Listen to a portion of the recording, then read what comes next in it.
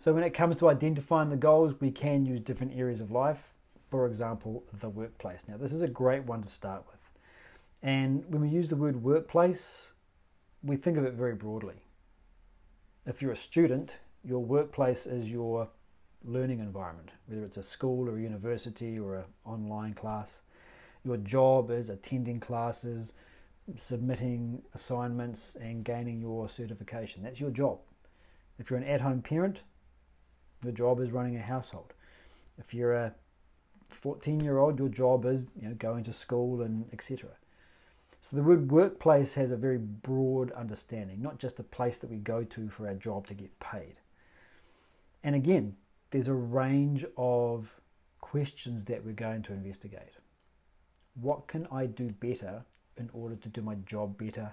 How can I contribute to my workplace? What can I do to help others grow within it? These are some of the questions we're going to reflect upon. And importantly, you can get other people to help you with this. If you have a boss, and again, if there's a relationship is there, ask your boss this question. If you have a spouse, ask your spouse this question. If you have kids, ask your kids this question. What can I do to do my job as a parent better? And you'll get feedback.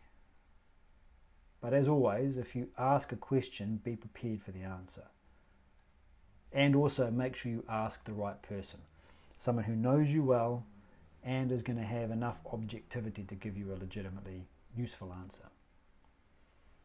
So the workplace is one area that we can look at. We also look at other areas of life. And you pick what is important to you. Family, relationships, friend, religion, physical health, etc. And so we're going to reflect what's important in this area for me and what can I do to improve it. So this process will go on both within the sessions that we have and also between sessions. So it'll be your own, if you want to call it homework, to go through and reflect upon these.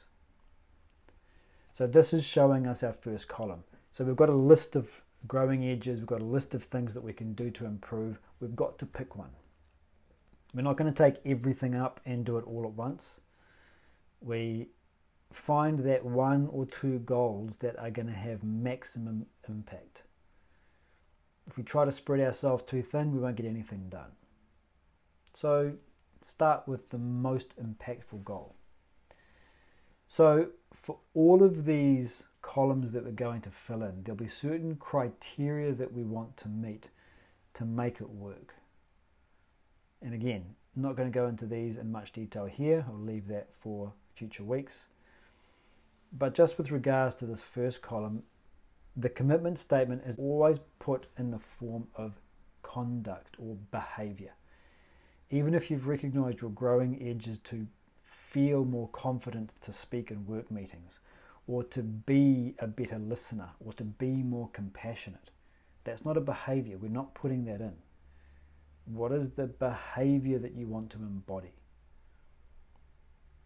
And it's about getting better at something, not stopping doing something. You put it in terms of what you are going to do. So you make it something that is tangible, measurable. I want to be more confident in work meetings. How will you measure it? How will you know if you've achieved it? You need something that you can measure. Of course, it needs to be important to you, and it needs to show that doing this requires a change in the way that you think, the way that you feel, and the way that you act.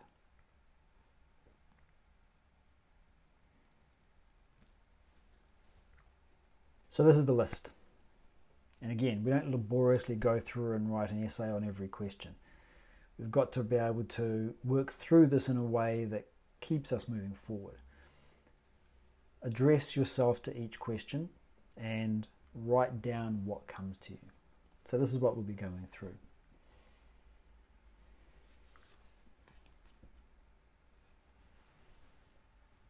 The reason for not taking up stopping something, it's a good question. moving forward means that we are doing what we want to do. When you talk about stopping doing something, what will you do instead? If we simply inhibit an action, we can run the risk of falling into a more suppressive frame of mind. Whereas if we put it in terms of a doing of an action, that doing must come from an underlying positive thought. And so we're not just stopping something, we're not just putting our hand over a pipe which is running and trying to stop it from continuing to run. We reconnect that energy to something positive. It's a shift in mindset. By doing the positive behavior, we are actually stopping the negative one. I want to allow my kids to have their full say on anything they want. Then the behavior of dominating the conversation, the behavior of interrupting, the behavior of yelling to shut people down, that will stop.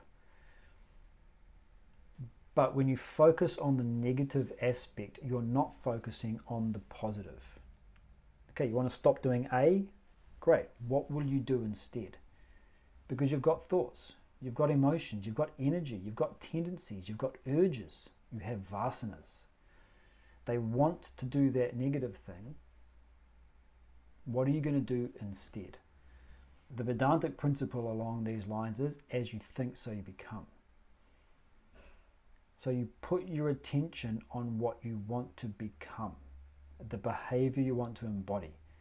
And of course, connected to that is the underlying thought. I can remember being in an insurance sales job briefly. Terrible job. Or rather, I was terrible at it. And there were a few interesting things that came from that experience. One of them was, take your mind off the thing you don't want and put it on the thing you do want. And specifically this was with regards to cold calling. With the exception of the odd specimen, everybody hated doing cold calling to try and get appointments. Because you get hung up on, you get sworn at, you get rejected, call after call after call. If you focus on not getting rejected, not getting sworn at, not getting hung up on, that's what you're taking your memory to. Instead, take your attention to the one person out of every 10, 20, 30 calls who says, yeah, okay, come see me. You're focusing on that.